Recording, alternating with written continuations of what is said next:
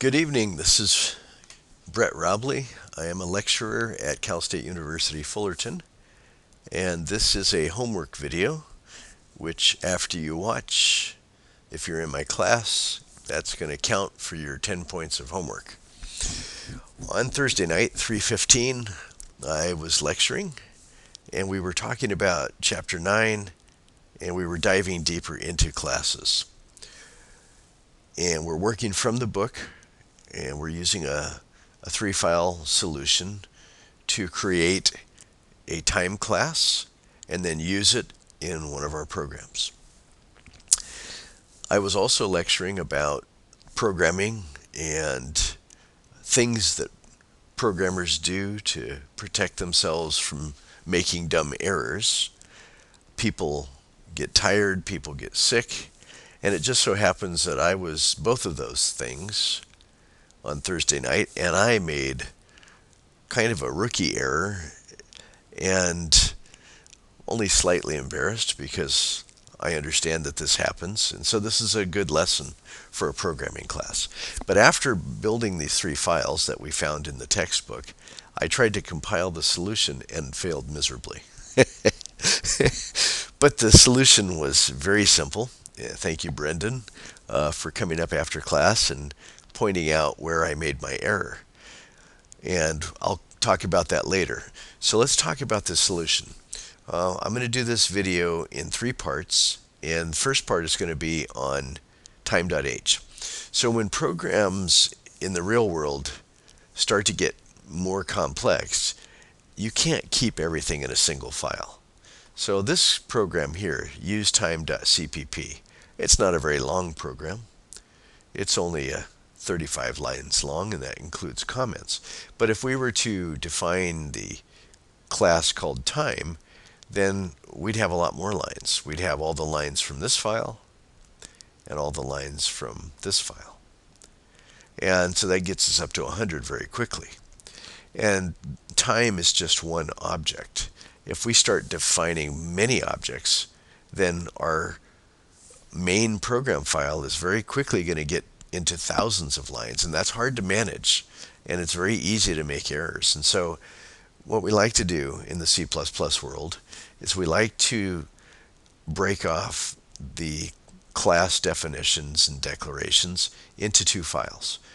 So time.h is our declaration. That's where we declare and say, hey, we got a new user-defined type here. It's called time, and it's got a public interface, and we have three methods that we're going to be using. One to set the time, hours, minutes, seconds, and two to return a format string or a formatted time in universal time, which is military time, 24 hours, or standard time, which is our 12-hour format, AM, PM. The private interface defines three data members, hour, minute, second, and they're unsigned integers. Now, one thing that you need to understand is in the real world, programs get big. There's dozens of files, there's hundreds of files, sometimes thousands of files.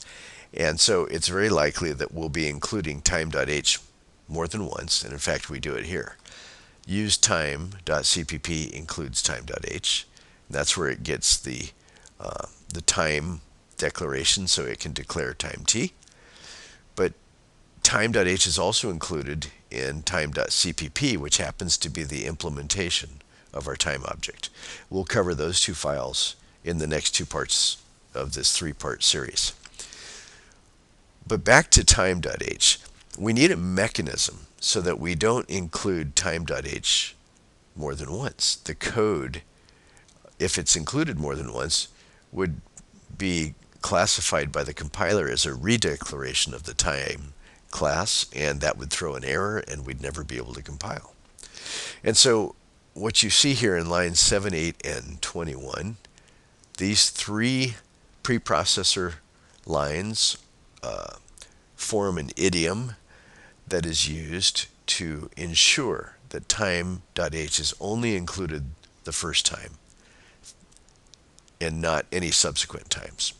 So line 7 says, if not defined time underscore h, then define this symbol time underscore h, which gets put into a symbol table while the preprocessor is doing its thing and the compiler is doing its thing, and it remembers that time underscore h. And then the first time through, it includes this code into the larger compilation or build of our application and all these many, many files.